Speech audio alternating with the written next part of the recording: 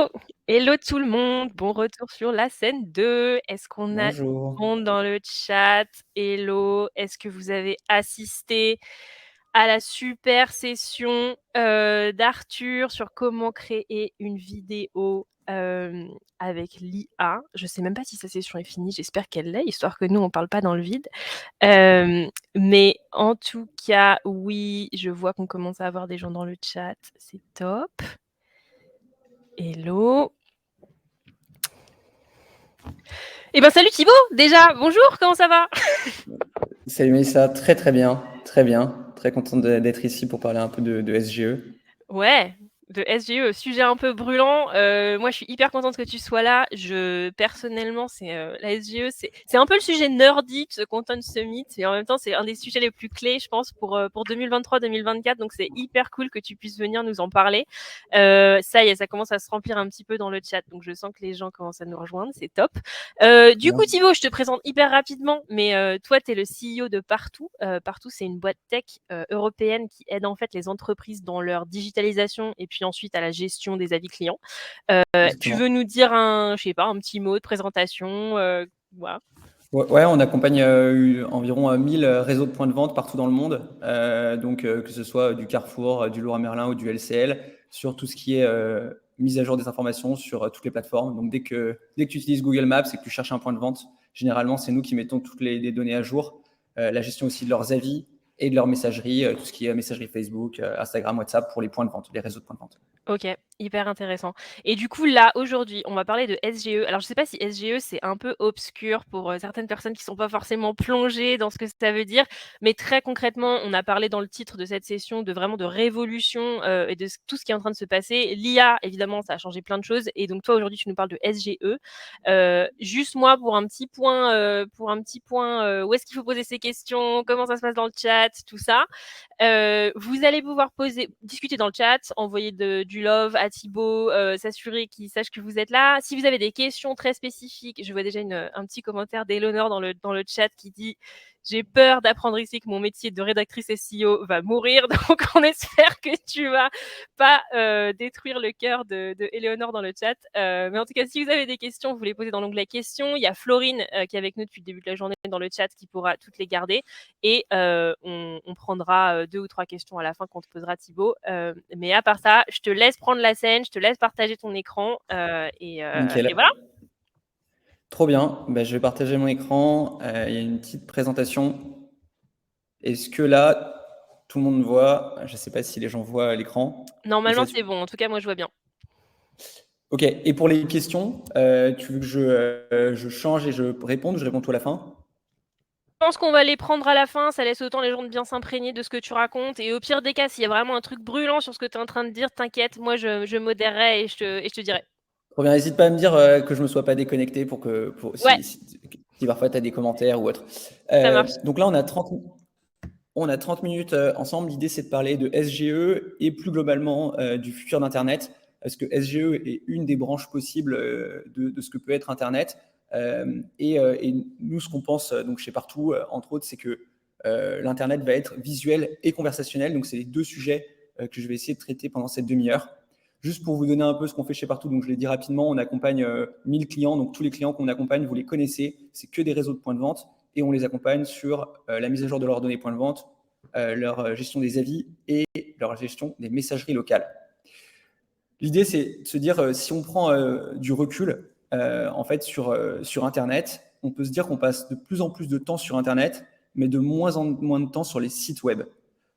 En fait, une des grandes tendances qui est apparue, c'est l'avènement des plateformes. Une plateforme, ça peut être YouTube, Spotify, mais ça peut aussi être Google Maps, ça peut être Instagram, TikTok, Snapchat, etc. Et c'est un peu le passage, ce qu'on pourrait dire, du Web 1 au Web 2. C'est-à-dire le Web 1, c'était je lis, c'est-à-dire je vais aller sur les sites et je vais lire des textes. Et le Web 2, c'est je lis, j'écris, je partage, je commande, je poste. Et c'est nous, la conviction qu'on a, c'est qu'on a une transition de l'Internet des sites web à l'Internet des plateformes, de la plateformisation. Et cette plateformisation, elle a été poussée par une explosion des formats qu'on appelle UGC, donc User Generated Content. Ça a commencé 2016-2017, popularisation des smartphones, donc des photos, des vidéos, le partage d'avis, tout ça. Et typiquement, ça a donné naissance à des TikTok, à des Instagram, parce qu'il y avait de plus en plus de contenu. Et les gens vont sur ces contenus qui sont générés par les utilisateurs. Et ces contenus, ils ne sont pas générés par les utilisateurs sur des sites internet comme le site internet, je sais pas, de Carrefour ou de Leroy Merlin, mais ils sont générés sur des plateformes qui sont des sites tierces. Et donc, ce qu'on observe, c'est que les audiences, elles se sont déplacées. Avant, quand vous vouliez, je sais pas, regarder le menu d'un restaurant, vous alliez souvent sur le site du restaurant. Aujourd'hui, on va de plus en plus sur Insta, on va de plus en plus sur Google Maps. Et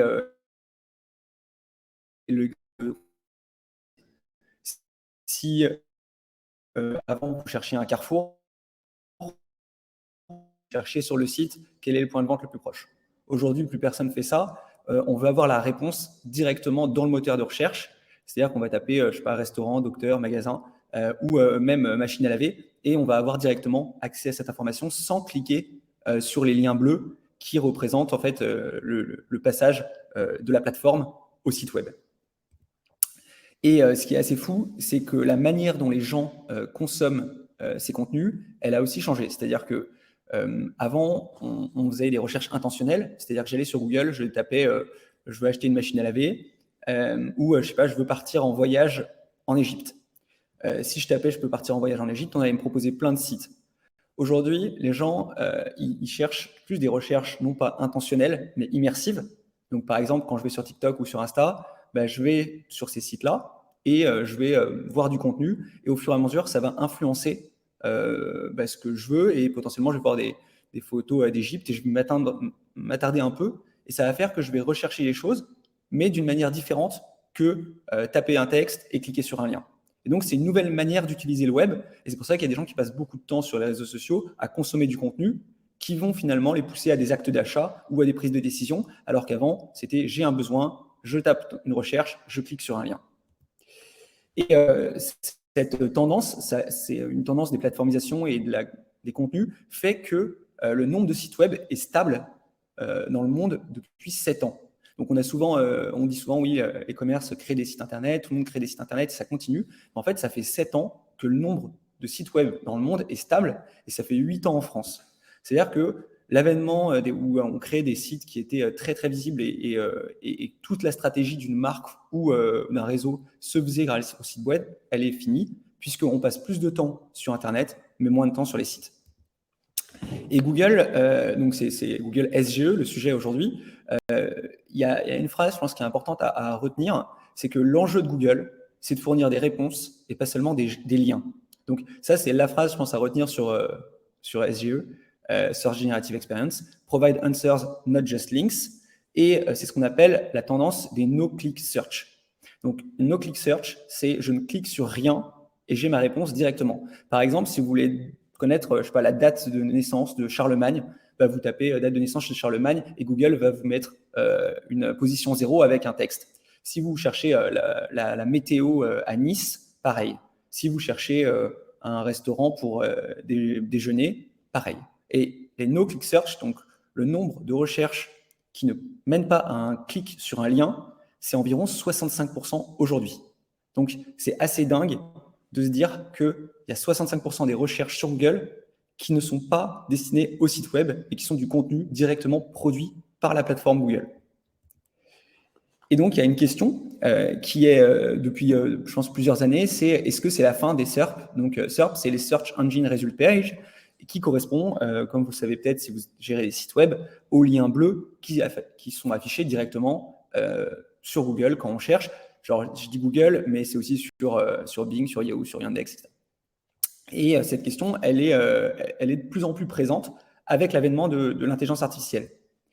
Et donc, SGE, c'est une alternative pour remplacer, ou plutôt compléter, les SERP. Et c'est ce dont on va parler aujourd'hui. Donc là, la première étape, c'était vraiment d'expliquer pourquoi il y a une remise en cause des SERP. Et la question ensuite, c'est quelle est cette alternative qui est proposée par Google? Et la réponse, c'est SGE, c'est Search Generative Experience. La Search Generative Experience, en fait, c'est l'IA intégrée dans l'expérience de search. Donc là, vous le voyez à droite, vous tapez Bluetooth speaker for pool party, et vous allez directement avoir, avec un fond bleu, des réponses qui sont générées non pas par des sites, mais par Internet et un résumé produit par l'intelligence artificielle des informations les plus intéressantes et les plus redondantes, qui sont dites à plusieurs endroits, sur le web. Et on va expliquer un peu aussi le lien entre Bard et SGE, qui est aussi important à comprendre. Donc, si vous devez vraiment résumer Search Generative Experience, c'est l'IA générative intégrée à l'expérience de Search. Et ça, c'est disponible notamment aux États-Unis, dans ce qu'on appelle le lab, et pour ceux qui veulent essayer, Bard, qui est l'intelligence artificielle de Google, est déjà disponible en France.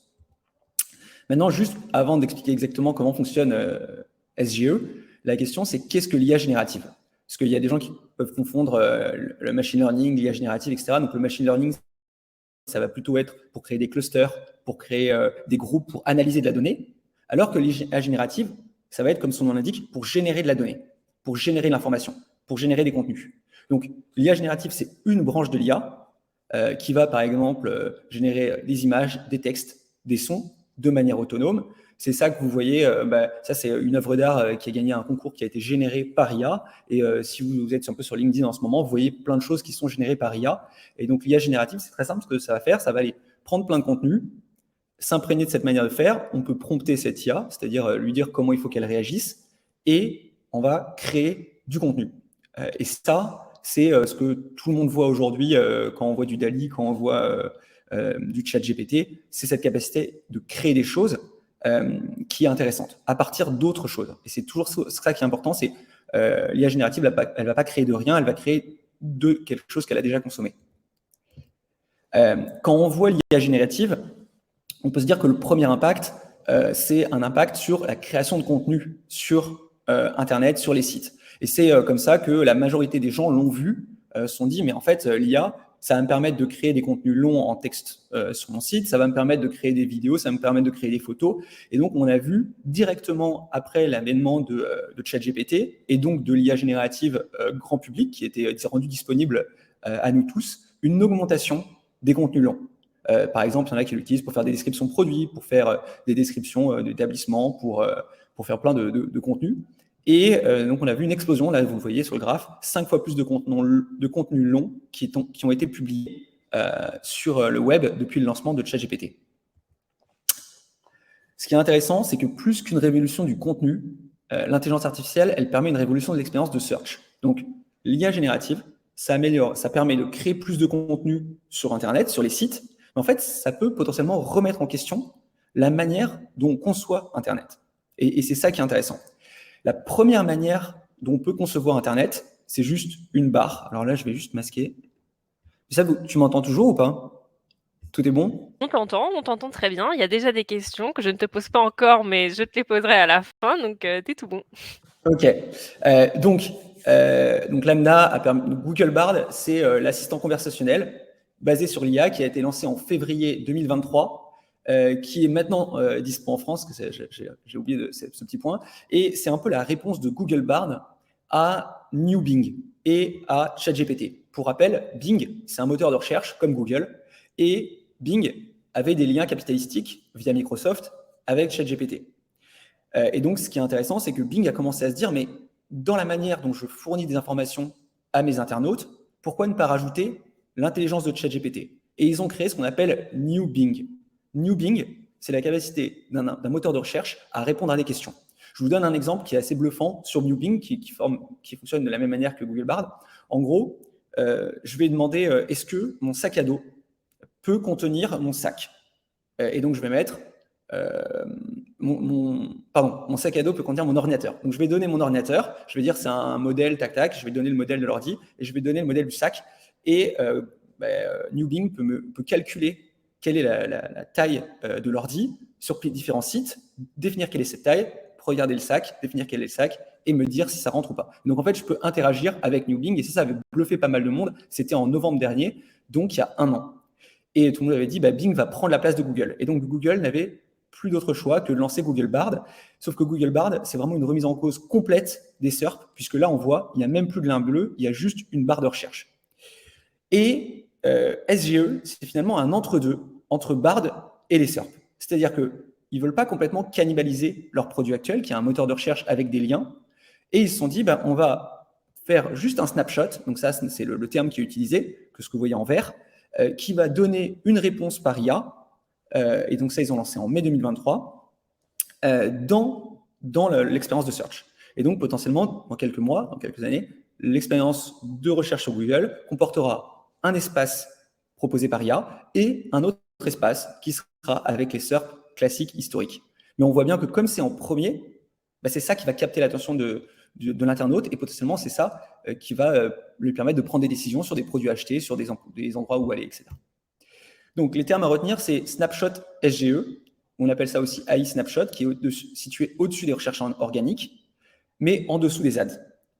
Il apparaît dans environ 60 à 70% des cas en fonction des recherches. Par exemple, si vous demandez des conseils pour de l'investissement, donc des conseils financiers, ou si vous demandez des conseils de santé, Google ne va pas prendre le risque de vous fournir un melting pot de tout ce qui existe sur Internet via une réponse IA. Donc, ça n'apparaît pas dans toutes les recherches. Ça, c'est ce qu'on observe à l'AD. Nous, ce qui nous intéresse chez Partout, nous, on accompagne des réseaux de points de vente. Donc, on a aussi regardé ce qu'on appelle le SGE Pack. Donc, c'est un local pack, mais produit par IA, qui va avoir une autre forme, une carte à droite, mais aussi les avis qui sont directement affichés, etc.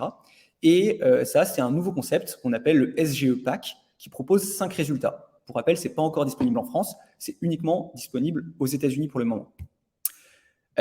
Donc, ce SGE Pack, il est composé de 5 résultats, et non pas 3, comme ce qu'on appelle le local pack, les 3 petits points de vente que vous voyez classiquement.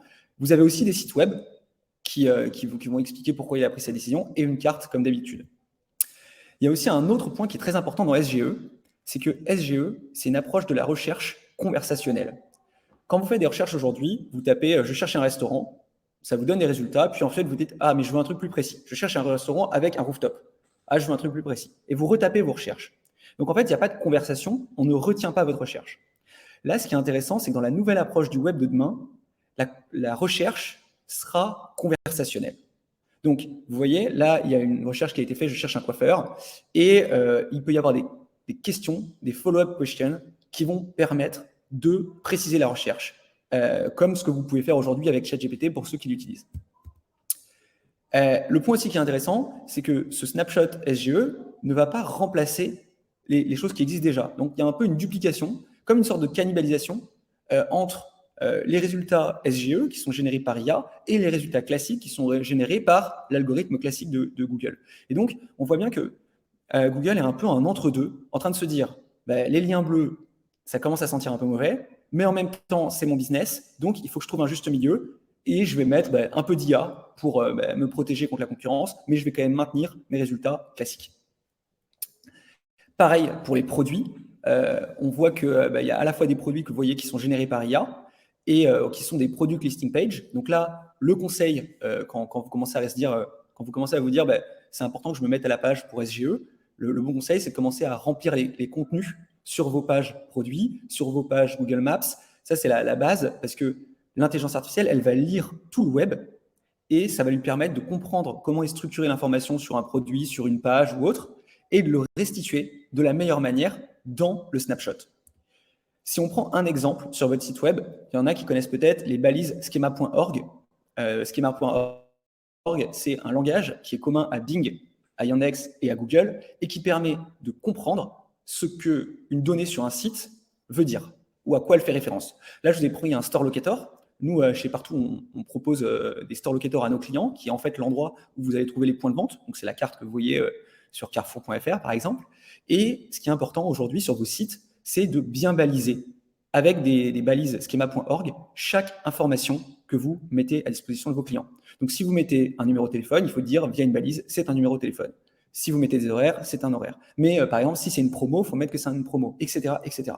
En taguant votre site, vous permettez à l'intelligence artificielle de le crawler, de comprendre et de le restituer d'une autre manière. Et donc ça, si vous commencez à réfléchir en vous disant le futur, c'est SGE, ce qui est débattable, il faut dès maintenant, et même si ce n'est pas le futur, il faut commencer à vraiment bien travailler ces parties-là. Ce qui est intéressant aussi, c'est que SGE, c'est concomitant avec l'avènement du commerce conversationnel. Là, vous voyez plein de boîtes qui se lancent sur du WhatsApp, sur de l'e-commerce conversationnel. Le commerce conversationnel, c'est la capacité de vendre des produits en y discutant avec quelqu'un, généralement powered par une IA. On le voit donc sur toutes les plateformes, sur Insta, sur WhatsApp, sur Google, sur Facebook. Et c'est marrant parce que cette manière d'échanger avec les marques et les réseaux, c'est aussi la même manière que Google l'envisage. Donc on voit qu'il y a une sorte de dualité d'Internet. Peut-être que demain, les sites seront tout bonnement des chats. C'est-à-dire qu'on peut arriver sur le site de Leroy Merlin et dire voilà, je voudrais acheter, je sais pas, une machine à laver ou une tronçonneuse, et après on échange avec le site qui va en fait nous fournir des informations pour prendre ma décision. Et ça, c'est vraiment repenser complètement Internet. Là, je ne fais pas des prévisions à Nostradamus. L'idée, c'est plutôt de donner des pistes de réflexion pour imaginer le web de demain. Vous avez peut-être aussi vu Google Business Message. Ça, c'est le chat dans Google Maps. Donc, comme nous, on accompagne les réseaux, il y a vraiment un enjeu pour ces réseaux-là à avoir une conversation avec le client et potentiellement lui vendre des produits. Donc ça, c'était en Italie, c'est apparu en Italie il y a quelques mois, et là, c'est disponible en France. Vous pouvez le voir sur des réseaux comme meilleurtaux.com ou Toyota qui l'ont activé. C'est un petit chat que vous avez sur Google Maps pour éviter, par exemple, d'appeler le point de vente.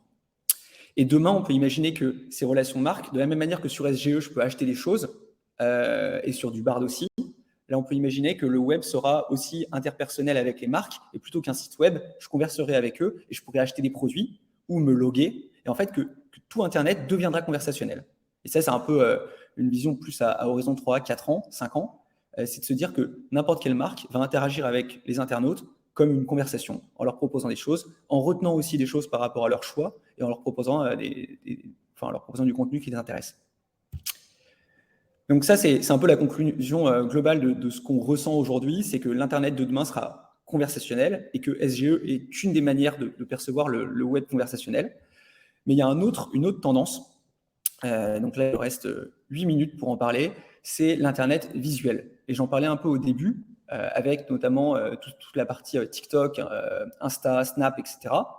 Et pour vous donner une idée, Google aujourd'hui, donc ça c'est un senior VP chez Google, qui a affirmé il y a quelques mois que 40% de la génération Z aux États-Unis préférait TikTok et Insta à Google pour leur recherche en ligne.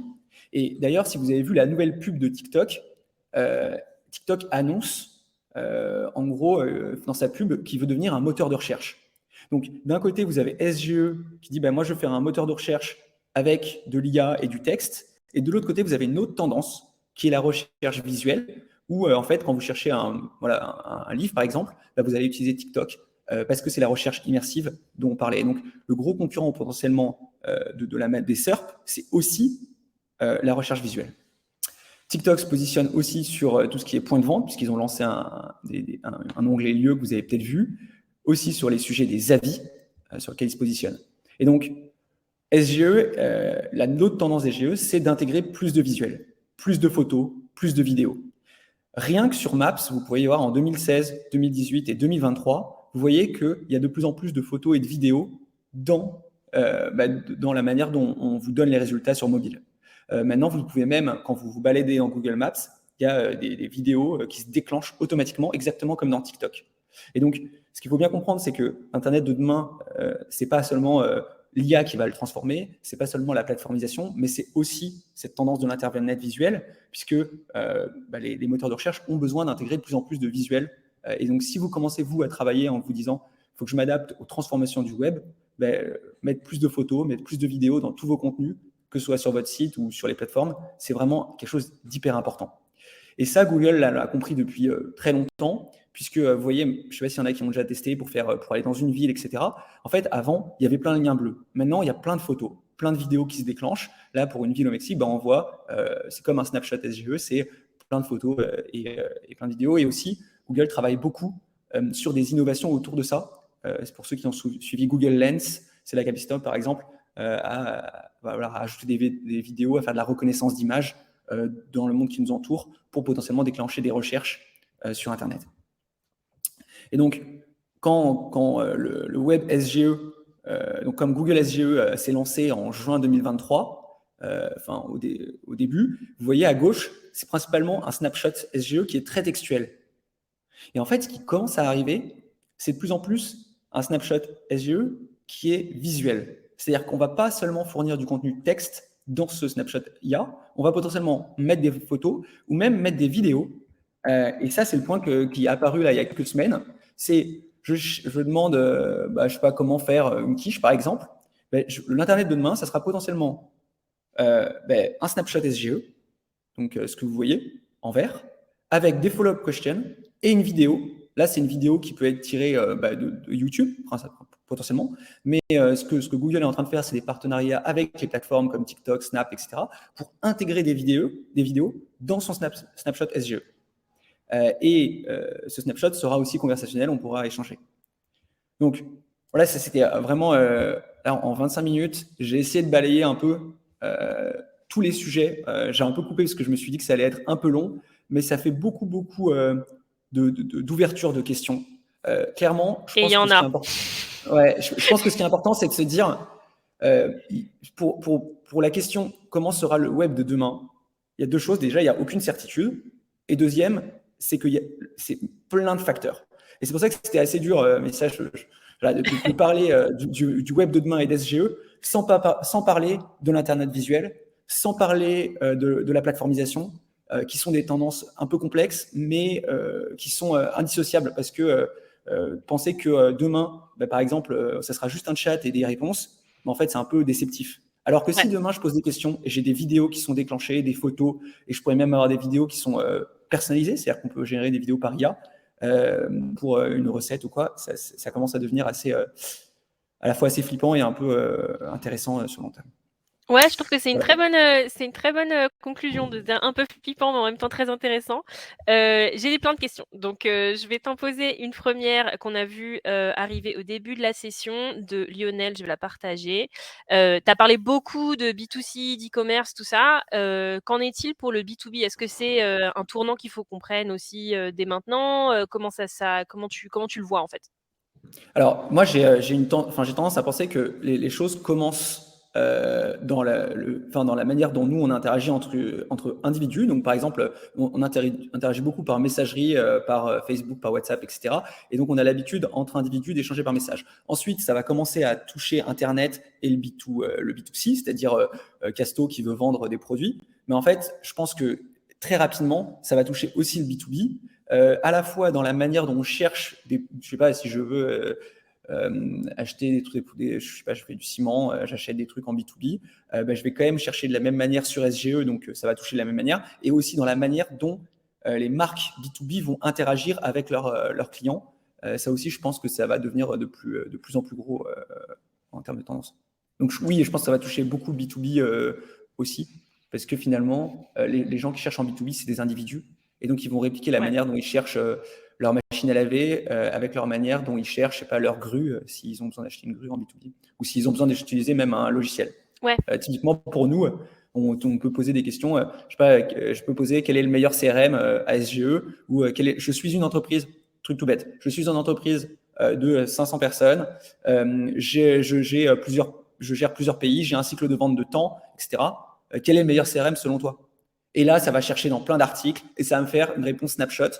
Et donc, on peut se dire à quel point l'intelligence artificielle, qui est un algorithme qu'on ne maîtrise pas forcément, va influencer des choix qui sont des choix business. Et donc là, ça peut poser plein de questions. C'est-à-dire que avant, on pouvait faire le choix en cliquant sur les liens. Là, on va nous proposer un peu un point de vue qui est un résumé de ce qu'il y a sur le web et ça peut poser plein de questions. Ouais, hyper clair. Il y a une autre question qui aussi revient un petit peu sur ce que tu disais au tout début, quand tu faisais un petit peu un snapshot de ce qui se passe, tu sais, sur la fin de la création de sites web, enfin pas la fin, mais en tout cas le ralentissement. Il y en a une question de Oli qui est assez intéressante. C'est cette transformation-là de la manière dont les audiences utilisent les websites, enfin tout ça. C'est une transformation qui est très... On a mentionné TikTok, tout ça, même si on sait maintenant que TikTok, c'est pas que des moins de 18 ans, voilà. Est-ce que cette transformation, elle concerne tout le monde ou est-ce que c'est très ciblé pour le moment sur des populations un peu plus jeunes, entre guillemets? Déjà, en fait, c'est comme dire est-ce que WhatsApp, c'est que pour les jeunes? On posait cette question je pense il y a 3 ans, les gens ils disaient WhatsApp, c'est que pour les jeunes. On voit que toutes les réunions de famille, maintenant, elles s'organisent sur WhatsApp. Je pense que moi, j'avais vu un truc, alors je sais pas, c'est potentiellement ça se débat, mais il y avait des gens, on disait quand j'ai plus de 60 ans, je vais chercher un point de vente sur page jaune ou TripAdvisor. C'est un peu dur pour TripAdvisor, mais voilà. Ensuite, si j'ai 30 ans, je vais chercher sur Google Maps. Et si j'ai moins de 30 ans, je vais potentiellement commencer ma recherche sur TikTok ou Insta. Et moi, je ne comprends pas les gens qui achètent directement sur Insta, parce que j'ai jamais acheté sur Insta, j'ai jamais acheté sur TikTok, mais c'est un truc de dingue le nombre de personnes qui fait ça. Et donc, potentiellement, c'est juste une question de déplacement. Donc, les gens qui ont 30 ans aujourd'hui, ils auront 40 ans dans 10 ans. Et en plus, il y a un effet de, je sais pas, il y a un effet un peu, je pense que nous, qui avons 30, 35, 40, on regarde ce que font les générations plus jeunes, on se dit, ah, potentiellement, il y a une raison pour laquelle ils le font. Et donc, moi, j'ai téléchargé certaines apps, etc. Je commence à plus essayer de me mettre à ce nouveau monde. Et donc, il y a deux effets. Il y a d'une part les gens qui vieillissent mécaniquement, et un autre effet qui est que les nouveautés qui sont utilisées par les jeunes générations fascinent un peu tout en... Enfin, il y en a qui vont râler, mais il y en a qui vont être fascinés, qui vont passer. Donc, je pense que oui, ça va aller beaucoup plus vite qu'on s'y attend. OK, hyper clair. Alors là, il y a une question que je trouve hyper intéressante, et j'espère que je vais la formuler de la bonne manière, mais c'est une question de Lucas qui dit: «Salut Thibaut, est-ce que tu recommandes de déprioriser les investissements en pur SEO pour 2024?» J'imagine dans ce cas-là que c'est plutôt peut-être faire un peu moins tu vois, du website, copywriting, du blog, du keyword un peu à l'ancienne, et est-ce que tu recommandes de déjà, déprioriser ça pour plutôt, prioriser, tout ce que tu as mentionné, aujourd'hui, quoi? En gros, il faut vraiment imaginer, il y a deux manières de consommer Internet. Il y a le SEO qui est sur Google et sur les trucs. Donc ça, c'est les liens bleus, etc. Donc ça, c'est du pur SEO. Et il y a les plateformes. Comme de plus en plus de temps est passé sur ces plateformes, il faut réallouer son budget. C'est-à-dire que si je suis un réseau de points de vente et que je dépense 90% de mon budget sur mon site Internet, bah, si je suis McDo et que je passe 90% de mon budget sur mon site Internet, je ne sais pas qui est déjà allé sur le site Internet de McDo récemment, mais je suis plus allé sur Google Maps, je suis plus allé sur Insta, je suis plus allé... Et donc, en fait, les interactions sur les plateformes, je suis plus allé sur YouTube, sur Spotify. Donc, la question, c'est si je veux toucher les audiences, il faut que je bascule avec les audiences. Or, les audiences sont en train de basculer des sites Internet vers les plateformes. Donc déjà, c'est un premier sujet. Ensuite, si on se met, ça c'est plutôt pour 2024, c'est le Web 2, donc tout le monde parlait du Web 3, donc déjà le Web 2 ça existe depuis un moment, donc beaucoup de gens sont encore dans le Web 1, c'est-à-dire travailler que sur leur site et pas sur leurs assets externes. Et la question aussi du pur SEO, c'est aussi une question de comment va fonctionner, pas pour 2024, mais plutôt pour 2030 ou pour 2027, SGE.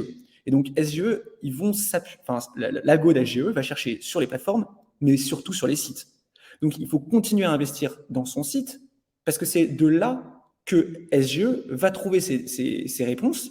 Et donc, si vous écrivez encore des articles, des blogs, des machins, ben c'est ça qui va nourrir la réflexion de SGE pour fournir des recommandations. Donc, il ne faut surtout pas déprioriser les investissements. Par contre, moi, je pense, et c'est comme dans tout, il faut juste calculer d'où viennent mes leads, où est mon audience, et allouer le budget de manière proportionnelle à l'audience.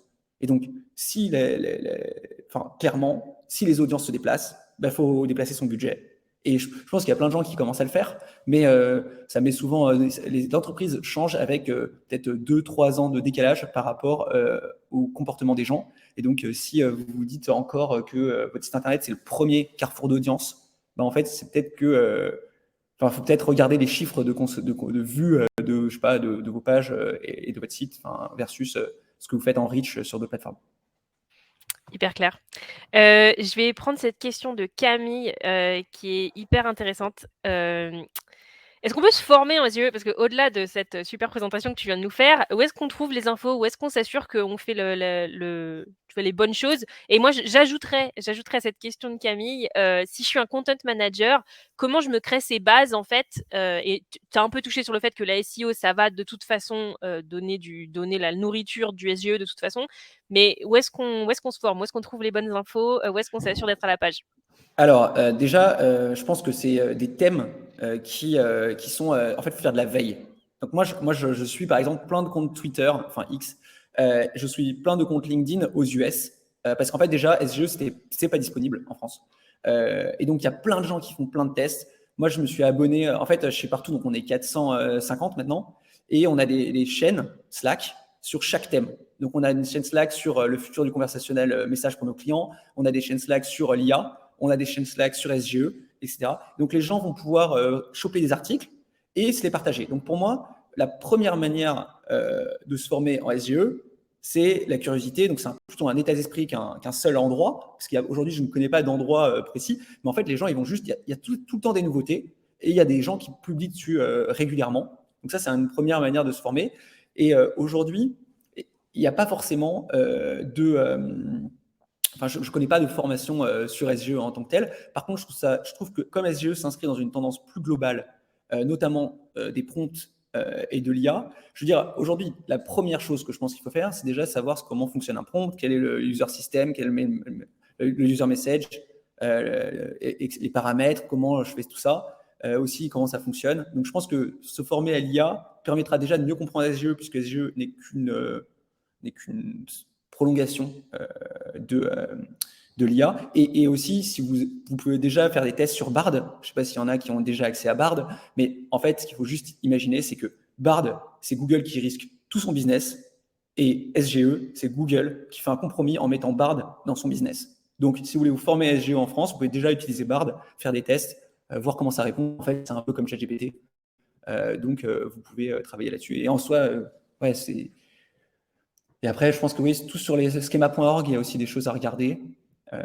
Et en fait, il y a même des questions, mais là, j'ouvre un peu le sujet, des questions autour de comment demain, Bing, donc le New Bing, qui est une barre de recherche, ou Google SGE va rémunérer les sites.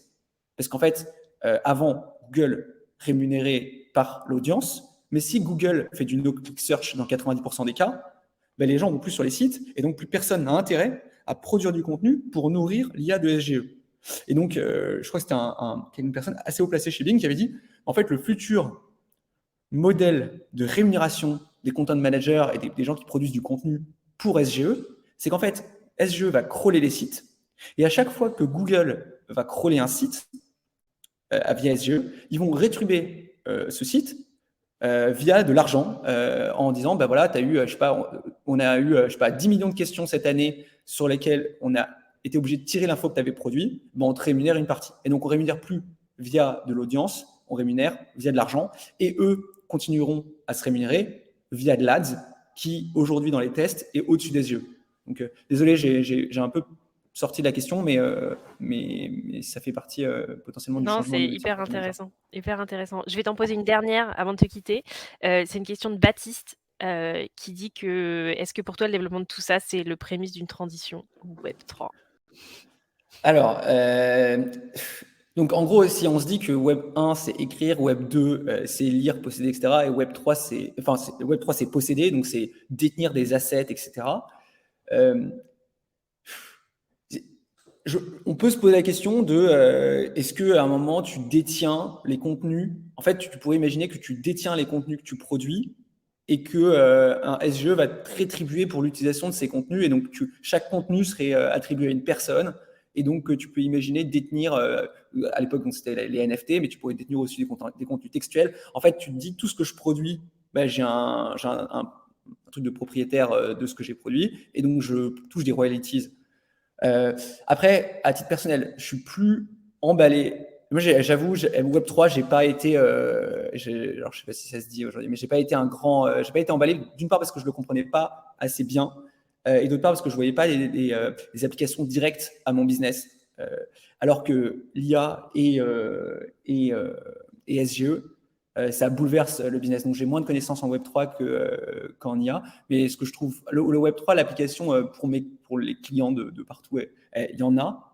Mais l'IA, il y en a peut-être 1000 fois plus que le Web3. Donc, j'ai du mal je pourrais peut-être pas trop répondre. La seule réponse que j'aurais, c'est est-ce qu'on paye des royalties pour du contenu? Et ce serait une transition vers le Web3. Donc, dans ça, je suis un peu d'accord. Pour le reste, je ne m'avancerai pas plus parce que j'y connais pas grand-chose. Enfin, j'y connais pas assez pour juger. Cool, trop bien. J'avais promis que c'était la dernière, mais il y en a une, franchement, c'est une réponse, c'est un mot ou un autre mot. Donc, je pense que tu peux nous la donner. C'est toujours Lucas qui nous avait posé une question tout à l'heure sur le SEO, mais du coup, en 2024, là, tu nous as montré un petit peu comment ça va s'organiser, la SGE. Du coup, on priorise blog ou on priorise vidéo? Bah, non, ce serait forcément les deux, mais moi, j'aurais tendance à prioriser la vidéo parce que je pense que Google va intégrer de plus en plus de vidéos et de photos. En fait, je pense que Google, aujourd'hui, est un peu dans une position défensive d'un monopole historique depuis des années. D'ailleurs, ils prennent l'antitrust en parallèle. Mais donc, Google est tellement dans une position où ils doivent se défendre contre un TikTok et Insta. Je pense que le contenu vidéo, et d'ailleurs ça fait plusieurs années que moi je trouve que c'est le contenu le plus intéressant, et c'est aussi le contenu sur lequel les marques sont les moins à l'aise. Donc je pense que les grandes marques institutionnelles ont laissé un peu un vide sur le contenu vidéo. C'est-à-dire qu'aujourd'hui, si vous êtes BNP ou Société Générale, aujourd'hui vous avez peut-être pas assez produit de vidéos par rapport à tout ce qui se fait par des gens qui débarquent de nulle part et qui créent des vidéos sur comment ouvrir un PEA. Moi, plus que blog, je miserais par la vidéo, parce que si demain, moi, je veux comprendre comment fonctionne un PEA, j'ai peut-être plus envie de regarder une vidéo que de lire un article de blog textuel, ou alors juste demander à une IA comment fonctionne un PEA, mais je préfère aller la vidéo quand même. Ok, et ben du coup, je vais pas démentir ce que tu dis, hein, parce que nous, on est vraiment, Ah bah oui, on, mais on tu sais respire que vidéo. j'avais même pas fait le lien. Je suis désolé. Mais non, c'est pour ça que. Non, mais c'est très bien. On est très content Bon, que tu au dises moins, ce c'est une lien. réponse honnête et j'ai même pas réfléchi sur quelle scène j'étais. Déjà, merci beaucoup, Mélissa, pour l'invitation. Non, Merci merci à d'organiser cet toi. événement. C'était hyper inspirant. Il y a plein de super infos. Moi qui suis assez intéressée par tout ça, j'ai appris plein de trucs. Donc c'est top que tu aies pu et puis prendre le temps de répondre à toutes ces questions qui étaient quand même assez spécifiques. Donc ça c'est super. Merci d'avoir fait tout ça. Je vais te libérer. Merci d'être venu. Pour tout le monde, ça va être la pause déj. On peut faire une petite pause. On a appris plein de trucs ce matin. On se retrouve à 13h30 avec notamment la session de Thibaut, le CEO de PlayPlay, qui va nous parler de ce à quoi le communicant de 2030 va ressembler et quelles seront un petit peu toutes les choses que vous devrez savoir d'ici là. Merci à tous, on se retrouve tout à l'heure. Et Thibaut, merci encore d'être venu et de nous avoir appris tout ça. Avec plaisir, merci beaucoup. Salut, bon appétit.